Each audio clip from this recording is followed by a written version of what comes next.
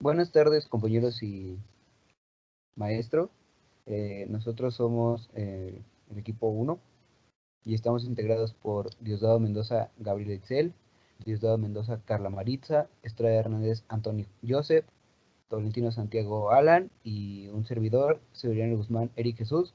Somos del grupo 1521 LNI de Negocios Internacionales de la Universidad Politécnica de Tecámac y les vamos a exponer el tema requisitos de los modelos de programación lineal.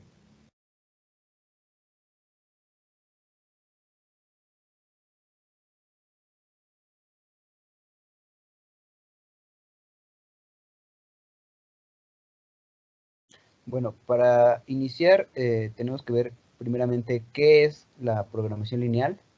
Y bueno, la programación lineal nos dice que es una técnica matemática utilizada en la dirección de operaciones, siendo uno de los grandes avances científicos que se dieron en la primera mitad del siglo XX. Su campo de estudio es la asignación óptima de los recursos limitados entre diferentes actividades empresariales. Tales pueden ser que son tres, o es la selección, que nos dice que es la mejor combinación de factores que maximicen el beneficio utilizando unos recursos productivos, que los factores o recursos productivos hacen referencia a la maquinaria utilizada, a la mano de obra directa, a los materiales, al dinero o al capital invertido y al tiempo, ya que esta información es válida para un horizonte temporal definido. La siguiente es el desarrollo. Nos dice que del programa de producción para hacer frente a la demanda esperada, minimizando los costes que éste origina. La tercera es la determinación, que es la distribución de los productos desde los almacenes hasta los puntos de venta. Bueno, algunos ejemplos concretos de los que se puede utilizar la programación lineal son los siguientes, que es la programación, la asignación, la elección y la asignación. Bueno, la programación nos dice que de autobuses escolares se puede minimizar la distancia de las rutas, es un ejemplo. Otro ejemplo de la programación es de los cajeros en las entidades bancarias, garantiza el servicio al cliente y así reduciendo el coste de mano de obra. La asignación puede ser de los coches patrullas en las zonas de mayor índice de criminalidad para que el tiempo de respuesta sea menor posible. La siguiente es la elección de algunas materias primas en las industrias alimenticias y que de esta manera los alimentos tengan una calidad alta y un coste mínimo. La asignación de los espacios físicos de un centro comercial entre los diferentes arrendatarios y así maximizar los ingresos de la empresa de leasing.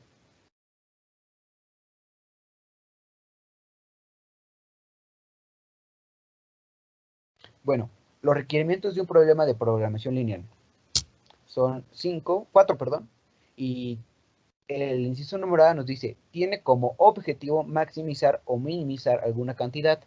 En alguna empresa se maxifican los beneficios y se minimizan los costes. El punto número B nos dice que la existencia de restricciones que limitan el nivel de producción y venta que se pretende alcanzar. Bueno, dichas restricciones suelen ser relacionadas con la cantidad de factores disponibles, tales pueden ser las unidades de material que se tenga, las horas de trabajo, entre muchas otras. El inciso número C nos dice que tienen que existir diferentes alternativas de elección, así como de productos y de procesos, de tal manera que el empresario pueda tener una gama de elección a la hora de asignar su capital o recursos que se tengan. La D es la función objetivo, como las restricciones deben estar expresadas en ecuaciones lineales o desigualdades. Bueno, en este mapa nos indica que es el estocástico, perdón, que se basa en determinístico y de allí se parte en lineal y no lineal. Lo lineal nos dice que es lo entero, lo continuo, y en lo entero es lo binario. En lo no lineal es lo convexo y lo no convexo. En lo convexo nos dice que se puede restringir o puede ser irrestringido. Bueno, la formulación de los modelos de programación lineal. Como hemos visto, todo problema de producción representado algebraicamente mediante un modelo de programación lineal está formado por los siguientes elementos, que son dos: las variables de designación y la función objetivo. Bueno, las variables de designación nos dice que son las incógnitas del problema, puede ser X, Y, Z, entre otras, y son los niveles de fabricación y venta o de utilización de un proceso en particular. La función objetivo nos dice que se ha comentado que se ha comentado con anterioridad, puede ser formulada siendo un principio óptimo y busca la maximización de los ingresos o beneficios empresariales que se tiene dado los productos o servicios ofrecidos. Y bueno, aquí nos dice que para la maximización se puede utilizar C1, X1 más C2, X2 más hasta infinito. Y bueno, por otro lado, se puede avanzar en un principio de ahorro donde se utiliza la minimización, que es el coste de la producción, o puede controlar los factores, así como las cantidades disponibles de estos.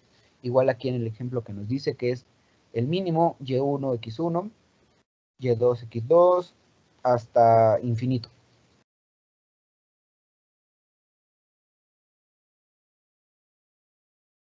Bueno, las restricciones.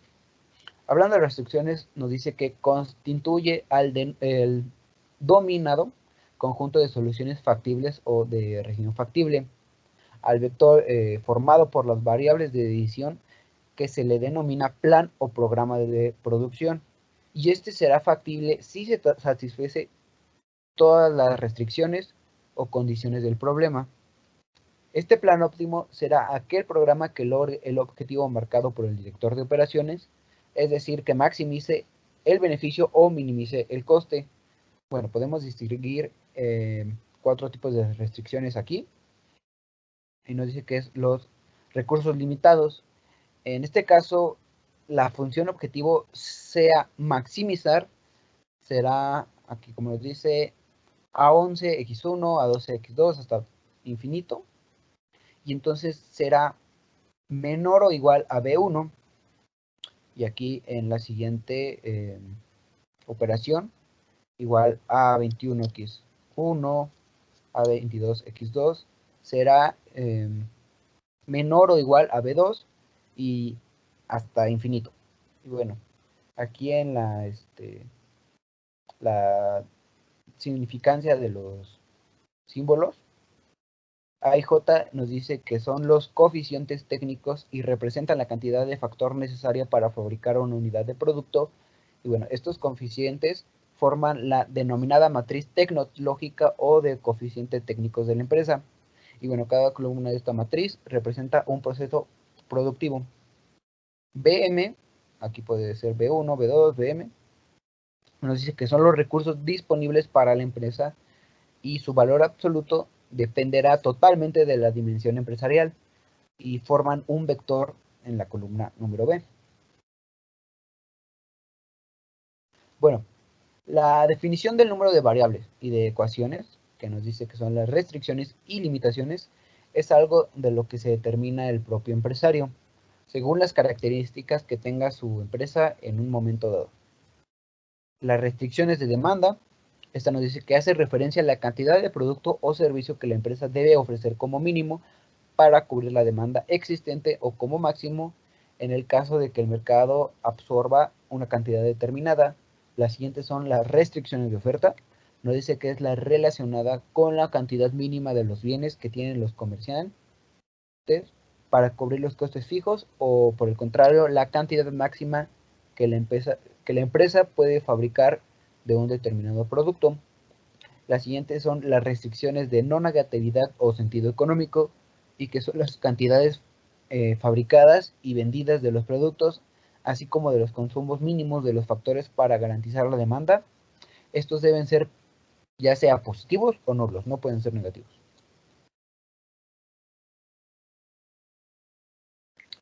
Bueno, los modelos de programación lineal. Bueno, los modelos de programación lineal, como ya lo habíamos hablado, son unas variables de decisión. Y bueno, nos referimos a tres en concreto, que son la solución factible, la solución óptima y el valor del programa lineal. La solución factible nos dice que está bajo denominación de un recinto que puede estar acotado o no, y que está determinado por lo que viene a ser el conjunto de restricciones de todos los semiplanos. La solución óptima, bueno, se llama así porque es el conjunto de todos los vértices del recinto. Bueno, en concreto, esta puede ser mínima o máxima según cada paso. El valor del programa lineal, en este caso, este viene a ser el valor que la mencionada función objetivo toma en lo que es el vértice o la solución óptima. Bueno, esto más adelante lo veremos en un ejercicio, pero aquí en teoría nos dice que para el método gráfico, que es un método, es la resolución de programa óptimo cuando el número de variables de decisión es igual a 2. Y bueno, podemos ver aquí que nos dice maximizar o minimizar y nos da la variable z y aquí un poco de la solución.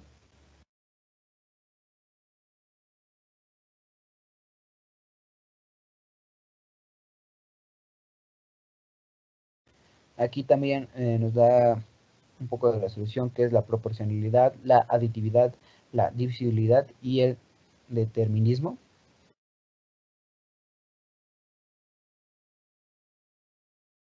Bueno, el algoritmo simplex. El algoritmo simplex fue llamado así por George Dantzig en 1947 y este siendo un procedimiento iterativo de búsqueda de la solución óptima en problemas de programación lineal de cualquier tamaño y así solventar la limitación del método gráfico, que el método gráfico solo nos permite trabajar con dos variables de decisión. Bueno, los conceptos básicos del algoritmo simplex, que son los factores productivos, el vector de recursos disponibles, la tecnología, el proceso productivo, el vector proceso y el nivel proceso. También está el rendimiento directo del proceso, el programa de producción, el rendimiento del programa, la matriz tecnológica y el vector de rendimientos. Esto, como ya hemos hablado, es la proporcionalidad, la aditividad, la divisibilidad y la determinabilidad.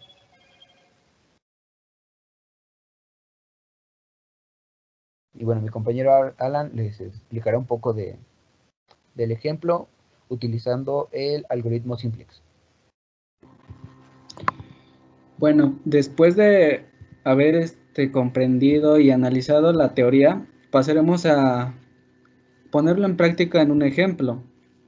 En este caso, nosotros elegimos que se refiere a que cierto fabricante produce dos artículos a los cuales en este caso se le llamarán A y B, para lo que requiere la utilización de dos secciones de producción.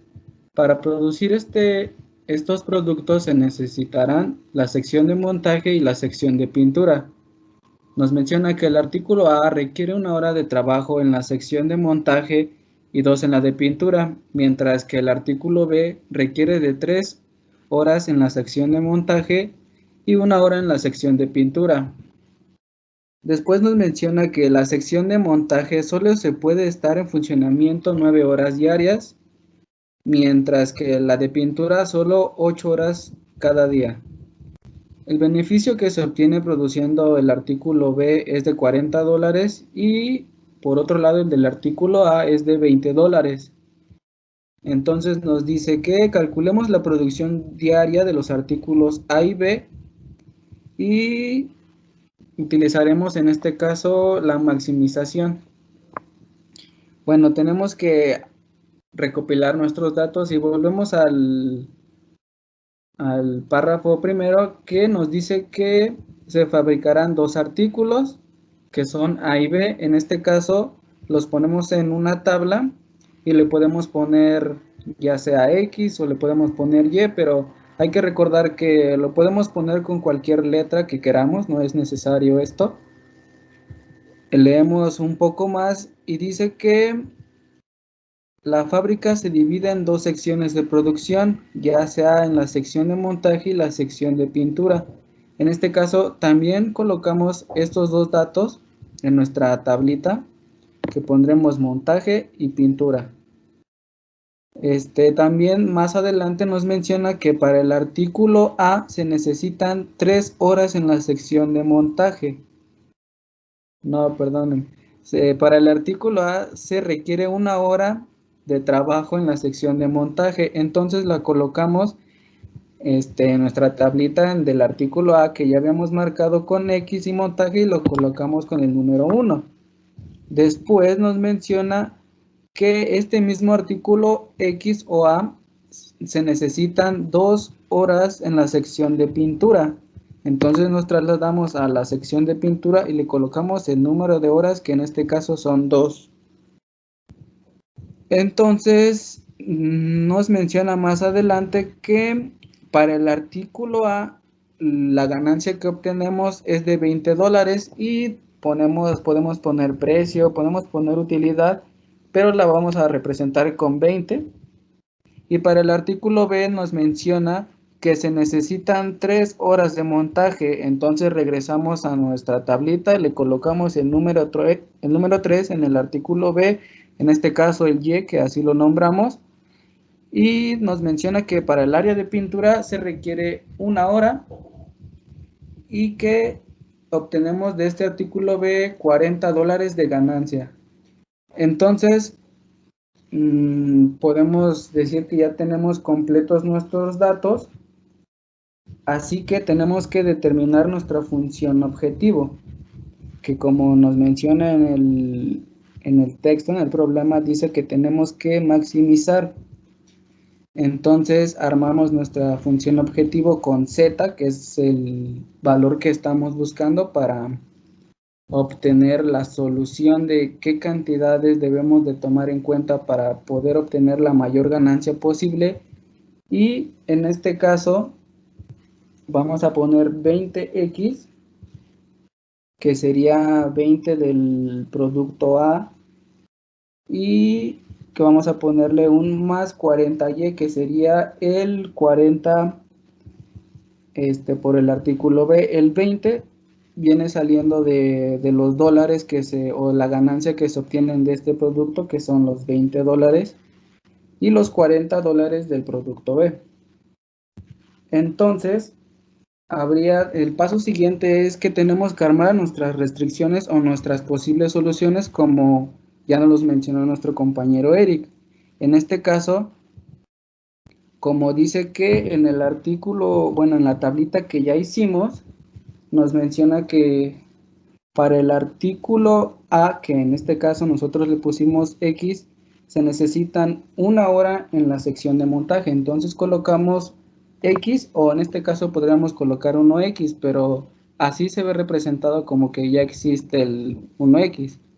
Entonces ponemos el más, que serían las 3 horas del producto B que necesita estar en montaje. Y como sabemos, en el enunciado nos mencionó que solamente se pueden estar 9 horas o se puede trabajar solamente 9 horas cada día. Entonces esta función o esta posible solución tendría que ser a X más 3Y igual o menor a las horas que se puede estar en montaje. Entonces tenemos que armar nuestra siguiente posible solución, que sería igual del artículo A y B, que en este caso nos dice que el mismo artículo X necesita 2 horas para poder ser armado, estar en montaje se necesitan 2 horas y necesita 1 hora solamente de pintura, pero hay que recordar que el sector o la parte de pintura solamente puede trabajar 8 horas diarias. Entonces en este caso nuestra inecuación quedaría 2X más Y igual o menor a 8. Y entonces nuestras restricciones con condiciones de negatividad de 0, porque en este caso no podemos obtener pintura menos o montaje menos, tendría que ser siempre X y Y tendrían que ser igual a 0 o mayor a 0. Después de esto, que ya habremos obtenido nuestras inecuaciones o restricciones en este caso, tenemos que igualarlas a 0 aumentándoles nuestra variable holgura. En este caso, la primera solución, que es de x más 3y, tenemos que aumentarle nuestra variable holgura. Entonces quedaría x más 3y más h1, que sería nuestra variable holgura, y en este caso más 0h2, que en este caso se podría interpretar porque en la siguiente ecuación vamos a utilizar la holgura, la variable holgura número 2, pero si no colocáramos esta h02, en ese caso estaría bien, y solamente al último le dejamos o le igualamos a 9, que son las horas en las que puede estar abierta esa parte de la fábrica. Y en la ecuación 2, que nos quedaría como 5x más y más la holgura 1, que ya la habíamos mencionado en la primera ecuación, pero como esta es la segunda ecuación, tenemos que ponerle nuestra holgura 2, y esta será igual a las 8 horas en las que puede estar la pintura. Entonces, como ya obtuvimos nuestra función objetivo, que era z igual a los $20 que se obtienen del producto A, en este caso X, más los $40 que se obtienen del producto Y, tenemos que igualarla a 0. Tendríamos que hacer un despeje. En este caso, si z es igual a 20x más 40y, habría que igualar a 0. Entonces nos quedaría con z igual a menos 20x menos 40y, porque hay que recordar que cuando pasamos operaciones, pasan del lado contrario como negativas. Entonces, ya que tenemos o ya que igualamos nuestra función a 0, la podemos representar en nuestra tabla de información simplex, que en este caso la podríamos representar con los valores que ya encontramos, que sería x del producto 1 y y del producto 2, y tendríamos que poner la variable holgura que aumentamos en la primera ecuación, y la variable holgura 2, que igualmente la aumentamos en la ecuación número 2 junto con sus resultados. En este caso ya colocamos aquí nuestros coeficientes sin ninguna literal, y entonces habría que buscar nuestra columna,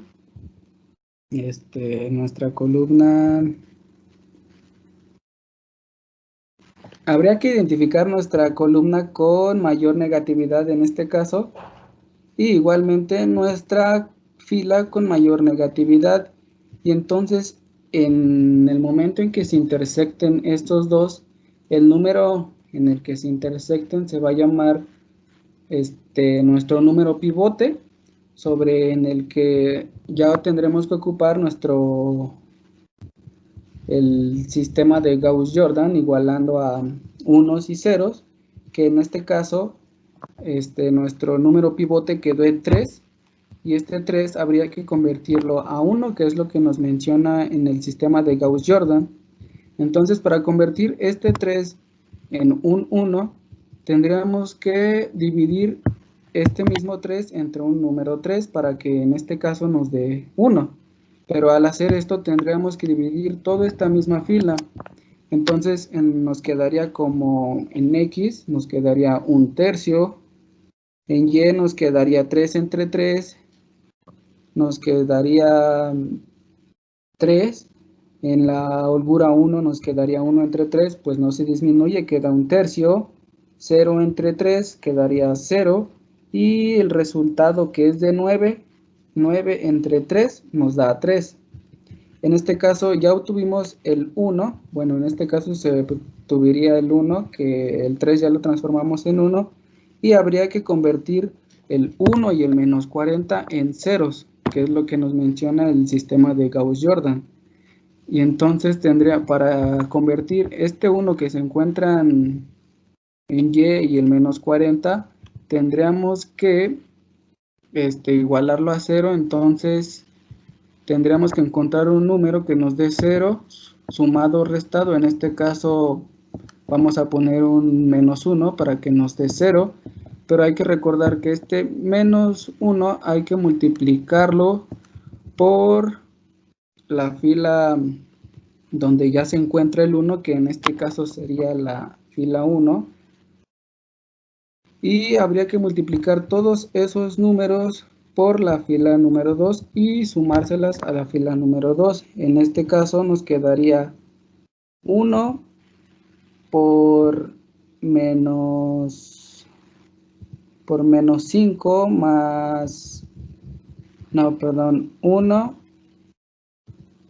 menos 1 más 1, no, perdón, menos 1 por 1 más la fila 2, que en este caso sería 5, que nos quedaría un quinto, y en este caso, en el siguiente sería 1 menos 1 por 1, nos daría 0, y más la y que tenemos ahí nos daría 0 otra vez.